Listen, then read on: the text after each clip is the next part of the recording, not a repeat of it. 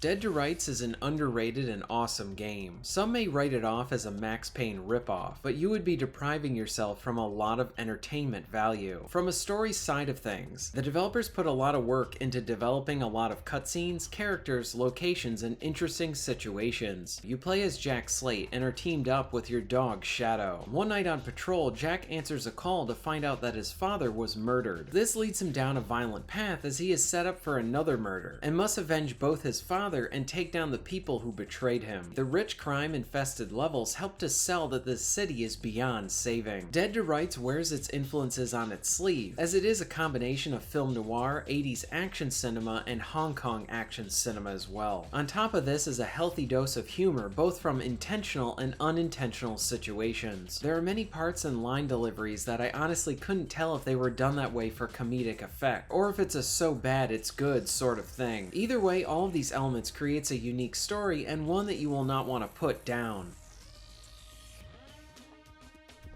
Whoa, Officer Slade. What brings you out on a night like tonight? You want to join us? $100 ante? Or is that too rich for your cop salary? It's real simple, Blatz. You lie, you die. I want to know why your boys knocked off my father tonight. Whoa, hey, your old man's dead.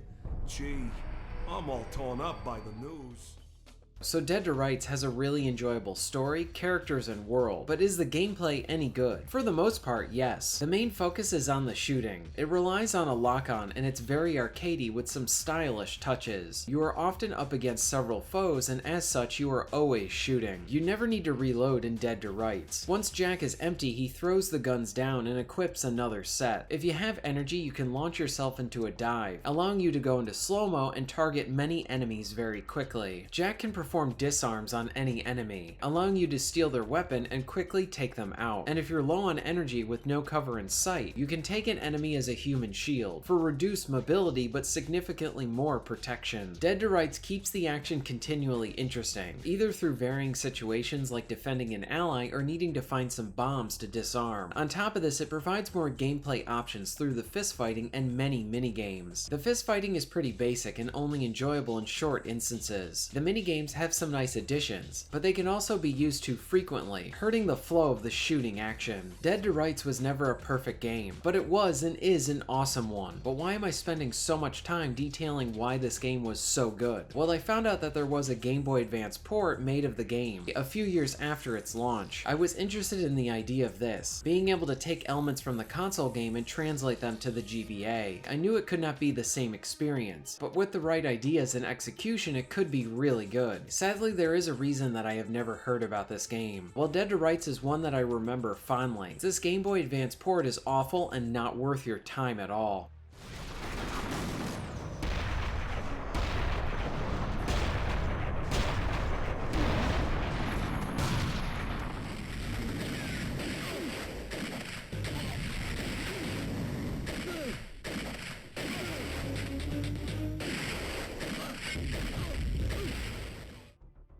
Dead to Rights on the Game Boy Advance tries to provide a similar experience as its console counterpart, but fails in every way. The gameplay is provided from a bird's eye view. The shooting and the fistfighting are at the forefront, but both feel awful to control. When it comes to the fistfighting, I honestly couldn't tell if I was connecting with an enemy most of the time. Many times I would need to shuffle my character around to try striking from different angles. There's no satisfying impact here, and the fistfighting becomes an exercise in frustration. Just like most of the game, it does not feel play-tested.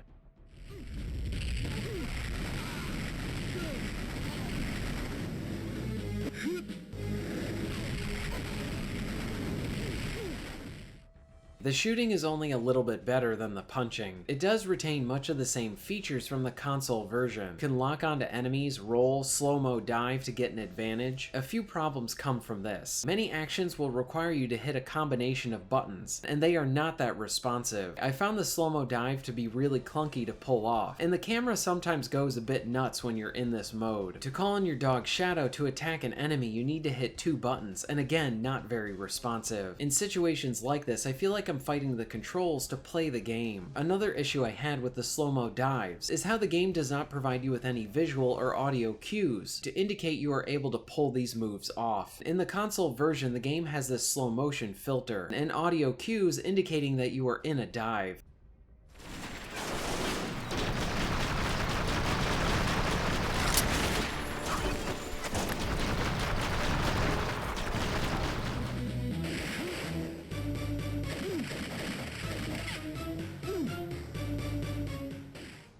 None of that is presented within the GBA. I understand that the GBA is significantly less powerful than the PS2, but I think the developers should have implemented another means to convey this information better to the player. For example, change the tint of the screen to indicate that you are in bullet time, or use a specific piece of audio to indicate the same thing. Many of these little touches are things that we don't usually think about when playing a game, but when they are missing, we notice that something is off. Most of the levels are linear as you try to find the exit with a mixture of fistfighting and shooting. Occasionally you will need to play a lockpicking minigame that is overused. The prison level is a bit more open, but again, since the minute-to-minute gameplay is really lackluster, I couldn't bring myself to care. It is simply not fun to play.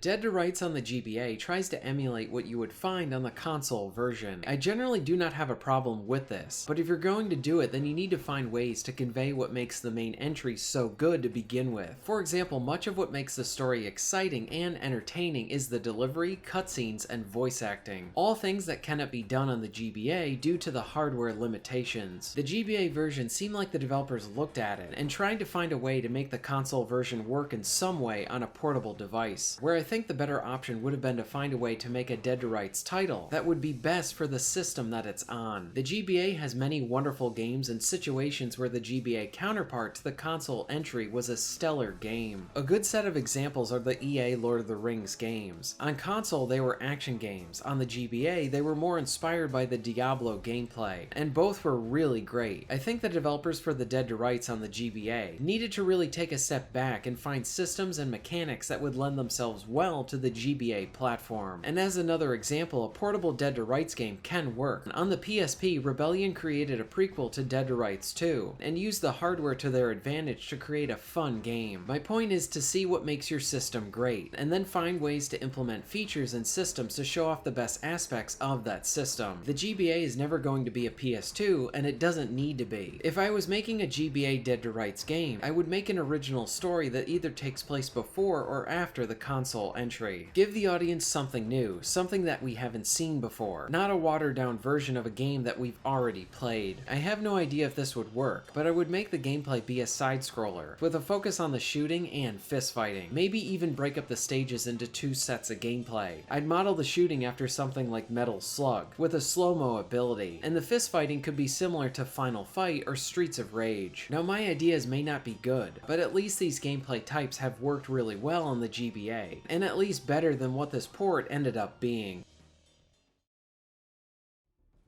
Dead to Rights on the consoles is an underrated gem that deserves more attention. It delivers a fun story with plenty of style with both intentional and unintentional humor. The shooting gameplay is where it's at its best. It's a really fun game. The GBA port, on the other hand, is absolutely awful. It follows the same story as the console game, but it is told without any of the style. I understand that part of this is because of the hardware limitations of the GBA, but again, if the story execution does not translate well, then do not make a watered down version of the console game. This would have been a good opportunity to do something original and tell a new adventure for Jack Slate and Shadow. By poorly translating the narrative on the GBA, it continually reminds us that I could be playing a console version which is so much better. The same goes for the gameplay on the Game Boy Advance. Whether it is the shooting or the fist fighting, both are clunky and lackluster. I was hoping that this was going to be a hidden gem that I had missed when it originally came out, but sadly it turned into a game that should have remained forgotten. I do not recommend the GBA version, and if you're interested in playing Dead to Rights, play the PC or console versions. If you're interested in being notified of new videos, please hit the subscribe button and bell. And if you'd like to support the channel and get early access to content, please check out my Patreon. All of the links will be at the end of this video and within the description. And thank you very much for watching.